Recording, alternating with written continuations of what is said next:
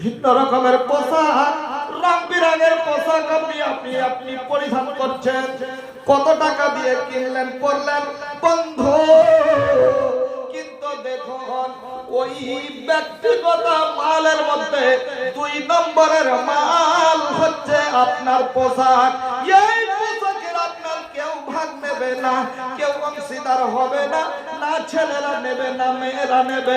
তাহলে পরীক্ষাটা করে দেখুন বাপ আমার, আপনাকে বলে দিই, আপনার 4টা পোশাক আছে, জামা কাপড় আছে, এই 3খানা লুঙ্গি আছে, একটা গামছা আছে। হঠাৎ করে আপনার কবজ হয়ে গেল, আপনি লাশ হয়ে গেলেন, আপনি মৃত্যুবরণ করলেন, কবরে আপনার মেয়েরা ছেলেরা রেখে চলে আসলো। বন্ধুরে, ওই যে 4টা আপনার জামা আছে, 2টা লুঙ্গি আছে, আপনার একটা ছেলে ওইগুলা পরিধান করে না, কেউ করবে না। ওই গরিব মিসকিন ফকির ফাকরাকে ওইগুলা দেওয়ার জন্য আপনার বিবি চেষ্টা করবে। বন্ধু আমার, নবী আমার বলছেন আউলা বেসাফাবলা, যা পোশাক আপনি জীবনে পরিধান করলেন করাই করা, এটাই হলো আপনার জীবনের ব্যক্তিগত মাল। 2 নম্বর, 3 নম্বরের মাল নবী আমার বলছেন আপনি আল্লাহর জমি থেকে যা রোজগার করবেন, টাকা পয়সা ধন মাল, সেই জমি জায়গা থেকে, বাপজান ব্যবসা বাণিজ্য থেকে, ওইখান থেকে আপনি ফকির মিসকিনকে দেবেন, নবীর মাদ্রাসায় দেবেন, আল্লাহর ঘরে জমা করবেন। বন্ধুরা, আল্লাহ রাসূল বললেন এটাই হলো আপনার ব্যক্তিগত মাল। ওয়া মা সিওয়া যালিকা ফাহুয়া যাহিবুন ওয়া তারিকুহু লিন-নাস। তারপরে বাকি যত গাড়ি করেছেন, বাড়ি করেছেন, জমি করেছেন, জায়গা করেছেন, বিনা নামাজ পড়াতে, রোজা করাতে, হজ করাতে, বন্ধু আমার, মুয়াজ্জিন আপনাকে ডাক দিয়েছে, হাইয়া আলাস সালাহ, ফজরে আযান দিল, আসসালাতু খায়রুম মিনান নাওম। আপনারা কে কোথায় ঘুমিয়ে আছেন, তাড়াতাড়ি করে উঠে যান, কারণ এই নিদ্রার চাইতে নামাজটা হচ্ছে উৎকৃষ্ট। বাপুরে, আপনার কানে আজানের ধ্বনি পড়লো, আপনি উঠলেন না, সকাল 7টার সময় উঠে বেরাস করছেন, মুখ ধুইলেন, আর আপনি নাস্তা পানি করে আপন আপন ব্যবসায় চলে গেলেন। জোহরের আজান হলো, মুয়াজ্জিন ডাক দিচ্ছে, হাইয়া আলাস সালাহ, বান্দারে কোথায় আছো, তোমরা তাড়াতাড়ি করে নামাজে গিয়ে এসো, হাইয়া আলাল ফালাহ, এতেই তো আমার পরিত্রাণ রয়েছে, কল্যাণ রয়েছে।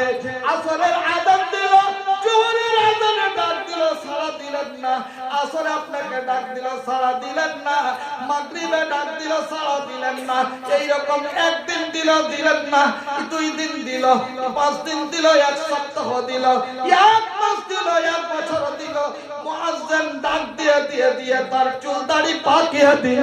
আমি শুনে আমার চুল দাড়ি পাকিয়ে দিলাম, 42-50 বছর আমি কাটিয়ে দিলাম।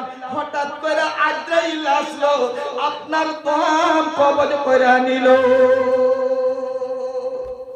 কি করবেন বাপ? কি অবস্থা হয়, হবে কি অবস্থা? এই ব্যাপার আপনি আইছেন না, আপনি ব্যাপার হাদিসের দিকে আগিয়েছেন। ব্যাপার আল্লাহ রাসূল বলছেন, আল্লাহ রাসূল বলছেন, কি যেন বললেন আল্লাহ রাসূল?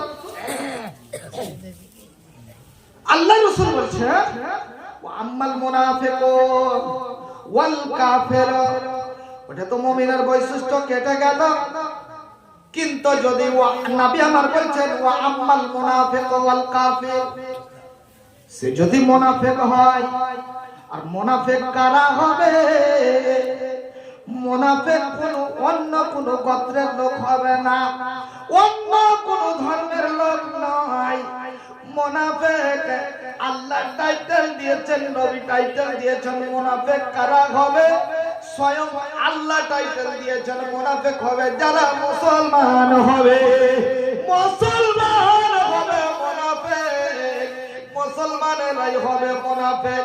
কারণ আল্লাহ রাসূলের যুগে তারা কলমা পড়ে আছে, নামাজও রাসূলের সঙ্গে পড়ছে, আর দেখো ইসলামের তলে তলে বিরোধিতা করছে।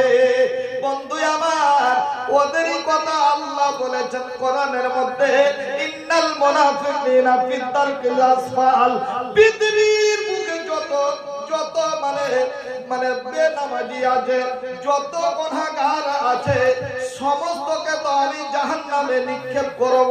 কিন্তু জাহান্নামে সাতটা যেন তবকা আছে, সাতটা যেন তালা আছে। আল্লাহ রাসূল বলছে সেই যারা মুনাফিক হবে, যারা বেঈমান হবে, ওদেরকে আল্লাহ রাব্বুল আলামিন জাহান্নামের সবচাইতে যেটা স্তর, ওই স্তরে ওদের স্থান করবে।